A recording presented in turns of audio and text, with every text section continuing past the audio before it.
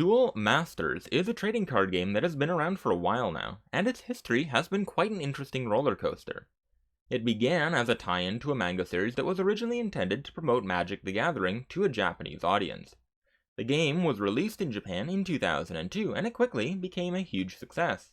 It was released in English in 2004, where it quickly did not become a success. In fact, it died within 2 years, closing down in 2006 after only 10 booster sets.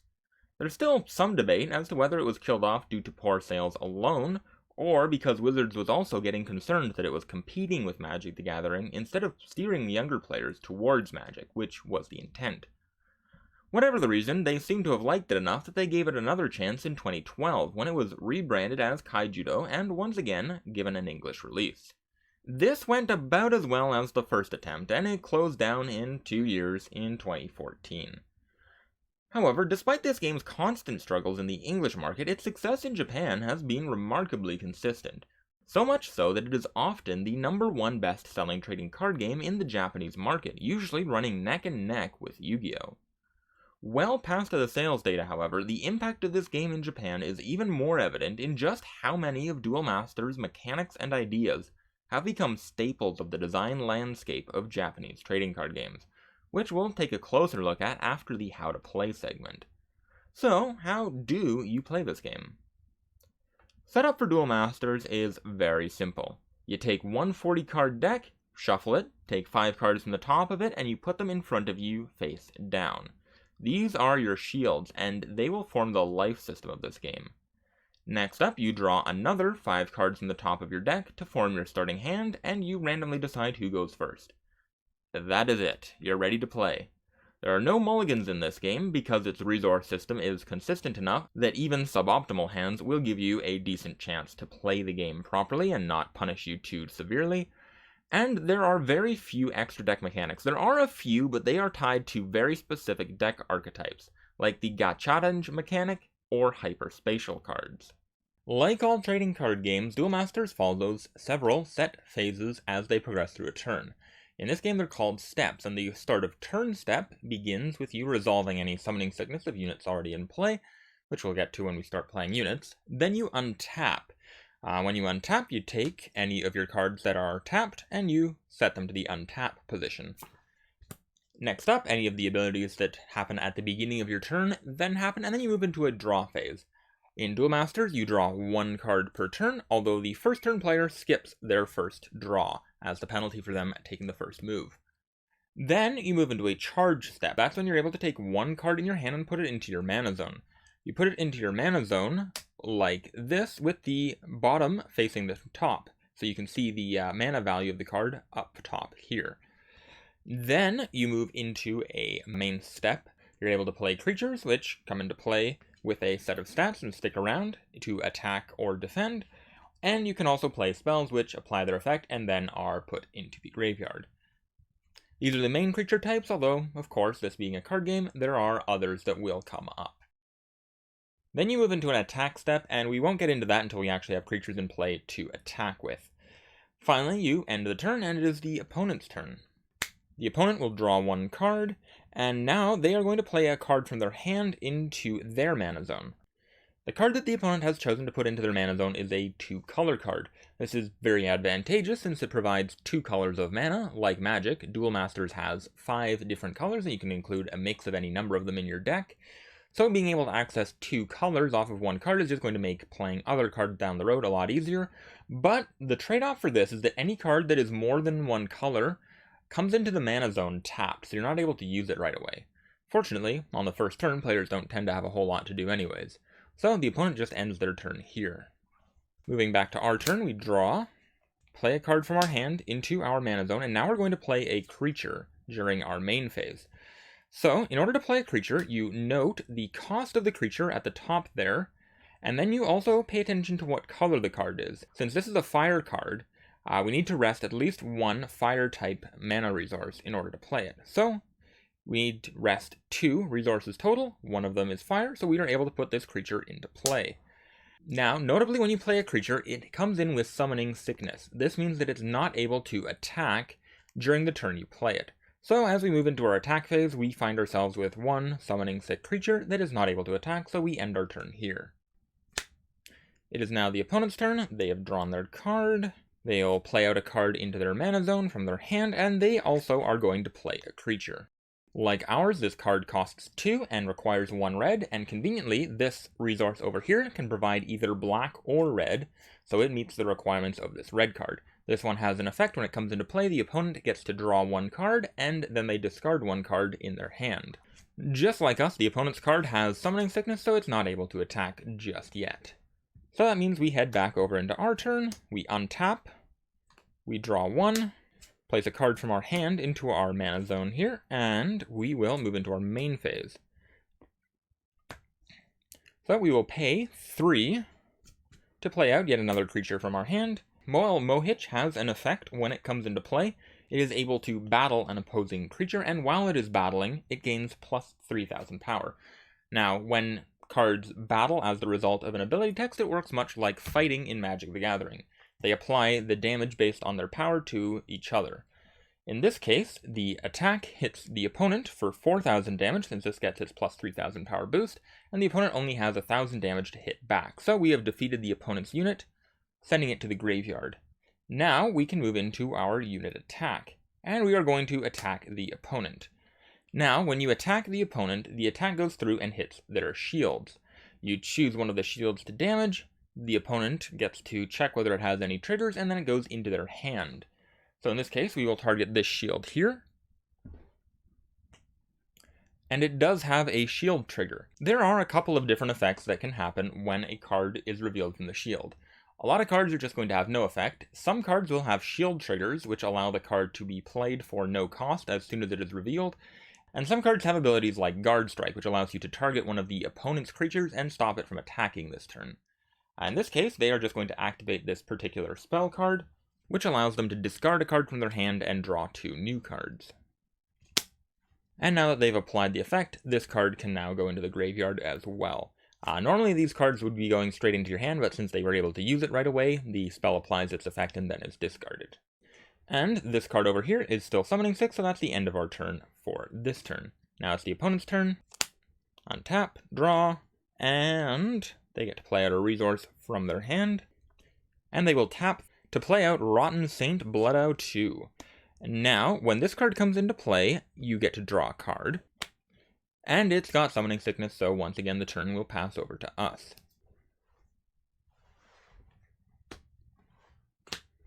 Untap, draw 1. Play a card from our hand into our mana zone, and we'll move into our main phase. Now we're facing an interesting situation when we move into our combat phase. We're not moving there yet, but this is the situation we're facing down. Normally, when you attack, you can choose whether to attack one of the opponent's tapped creatures, which they currently have none, or you can attack their life total directly. Now, unlike Magic the Gathering and many other similar games, you're not able to stop an opposing attack on your life points with your creatures in play. Only cards with a specific keyword are able to stop attacks this way. However, the opponent does have one of the cards with that keyword, the blocker keyword, and that is this card over here, which has quite a high amount of power. So we're going to want to find out a way to get rid of that card so we can continue to attack the opponent's life total. Fortunately, we have a card in our hand that will help with that. We have another Duel Masters, which, as you might remember, gets plus 3,000 power while it's battling, and when it comes into play, it gets to battle an opposing creature. So it fights here, defeats this unit, gets it out of the way, and now we are completely clear to attack with these 2 units. So we'll attack here at the opponent's life, right there, and we will attack again and take out this life off on the side. Now the opponent has hit one of their shield triggers, DNA Spark. Its effect is it taps all of the opponent's creatures in the battle zone, so this card also gets tapped, although it doesn't actually stop any of our attacks since our 2 potential attackers have already gone through, which is lucky for us. However, it also, if the opponent has 2 or less life, it puts the top card of their deck into their shield zone. Now that that's over, it's the opponent's next turn. Untap and draw, play a card into the mana zone, and they are going to pay 2 to play out Sacred Mountain Metarosa 1. When it is placed on the field, it destroys 1 opposing unit with power 2,000 or less. So this is currently sitting at 1,000 power, so it is going to get destroyed by this effect. Furthermore, they'll play out another Bakuara 1 to expand their offensive options on their next turn. Now they've not only gotten rid of one of our attackers, but they've also set themselves up with 2 attackers of their own.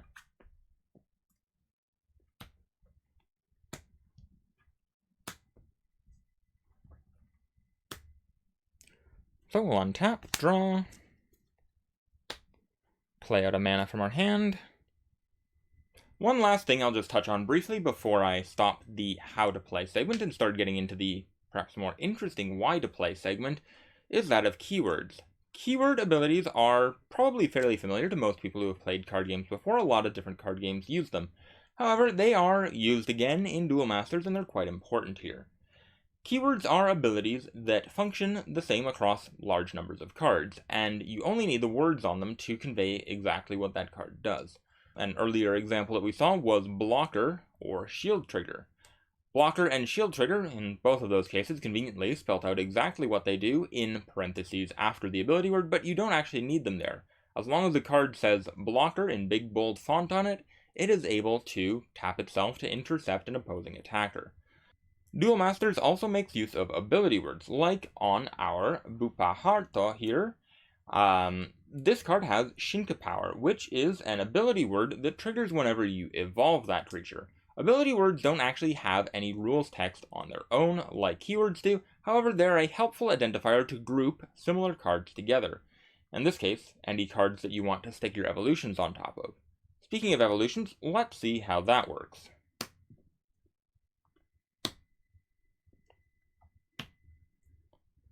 Bolshak Momoking is an evolution card that costs 5, so we paid out 5 for it, and we evolve it on top of a Rexstar monster or a Fire monster. In this case, we evolved it over top of a Fire monster. You cannot play an evolution card without meeting that requirement. However, evolution cards have a few advantages. For one, they are very powerful, and for two, they're able to attack as soon as they come into play. Normally, you'd need to worry about summoning sickness, but evolution cards are not affected by summoning sickness at all. Furthermore, since we evolved, we get to activate the Shinka power of our heart here and destroy one of our opponent's creatures, getting it out of the way. Next up, we'll move into our attacks, and we'll see exactly how this evolution creature works in combat. So, whenever it attacks, it gets a bonus 2,000 power for every fire creature in our graveyard, and at the moment we have 2. That pushes its power up to 10,000, which also helps out its Powered Breaker ability. Powered Breaker destroys an additional opposing shield for every 6,000 points of power on the attacking creature. So, in this case, since it's got Powered Breaker and it is at 10,000 power, it's not quite enough to break all 3 of our opponent's shields, but it is enough to break 2 of them. Now, luckily for our opponent, one of the cards they hit had a shield trigger that allows them to destroy one of our creatures with power 3,000 or less, so unfortunately we lose our Mohitch here before it is able to attack for that last shield.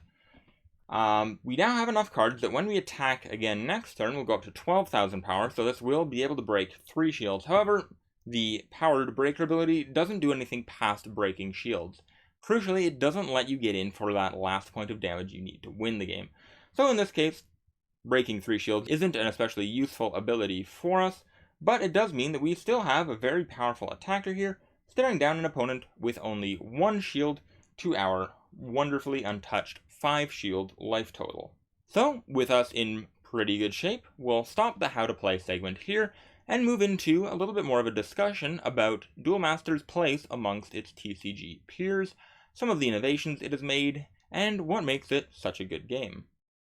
Duel Masters is a game that is notable both on the improvements it offered on what came before it in the trading card game landscape, and the impacts its design has had on what has come after.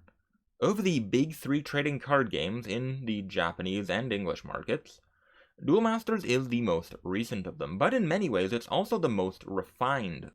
It uses a resource system that is very similar to lands in Magic the Gathering, but without the lands, and hence without the frustration that can come about in Magic the Gathering when unlucky draws will stop a player from playing the game outright.